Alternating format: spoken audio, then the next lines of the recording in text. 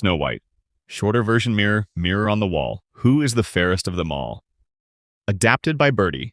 Read by Emma Main. Illustration Midjourney. Other illustrations Wander. Zigner Ebel, 1920. Audio and text edited by Morocott.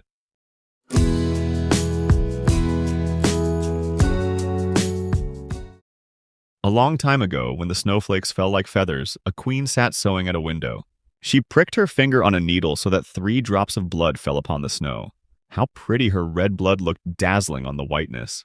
The queen said, "Ah, me, if only I had a child with skin as white as snow and lips as red as blood and hair as black as the ebony window." In the spring, she had a child who was just as she had imagined, and everyone called her Snow White. But alas, the good queen died, and the king married a new queen, whose heart was evil. This wicked queen had a magical mirror, and when she stood and gazed into it, she asked, "Mirror, mirror on the wall, who is the fairest of them all?" And when the mirror replied, "Thou, O queen, are the fairest of them all," her vain heart rejoiced. Snow White grew more and more beautiful with every passing year. At last the time came when the mirror said, "O queen, if truth be told, Snow White is fairest now. She is 16 years old." And the queen almost smashed the mirror in her rage. The next morning, she summoned a hunter and gave him orders. "Take Snow White out and don't bother to bring back anything but her heart."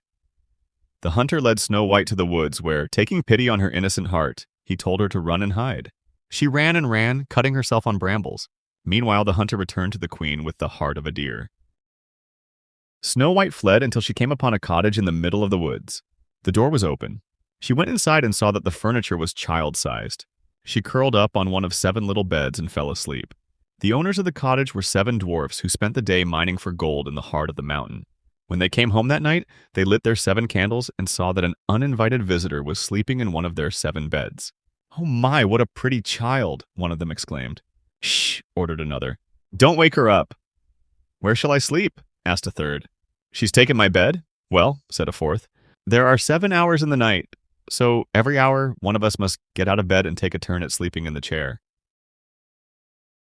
And they all agreed that was only fair. When the sun rose, Snow White awoke. How frightened she was when she saw the 7 dwarfs. But they were friendly and asked her name. "Snow White," she replied. The eldest dwarf said, "Well, Snow White, if you will take care of our house, then you may live here." And Snow White agreed with all her heart. Every morning, the 7 dwarfs went out to the mountain, and Snow White stayed at home to cook and keep the house. Meanwhile, the queen asked her mirror, "Who is the fairest of all?" And the mirror answered, "O lady queen, though fair ye be, Snow White is fairer far to see. Over the hills and far away she lives with 7 dwarfs today." "Liar!" screeched the queen in her rage. But she soon realized that the hunter must have tricked her.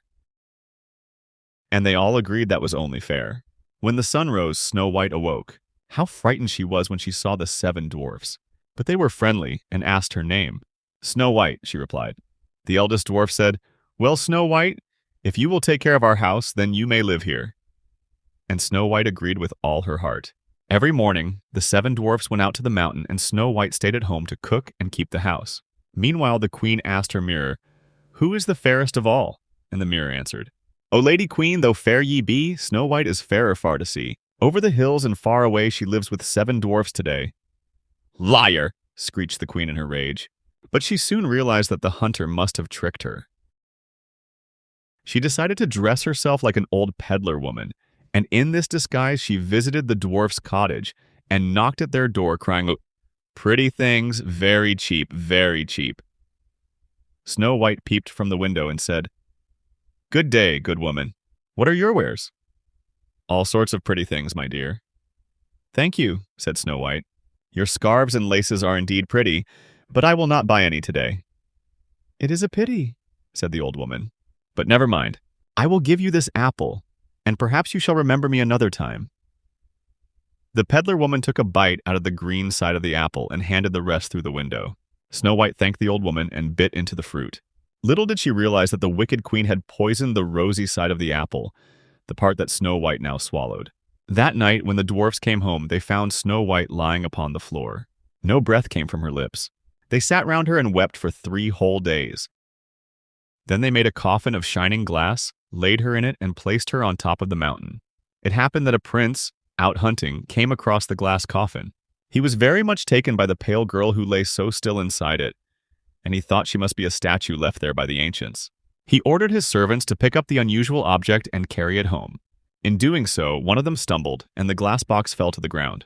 It shook terribly, and the piece of poisonous apple which had lodged in Snow White's throat came out, so that she opened her eyes, alive once more. Snow White and the prince were soon wed.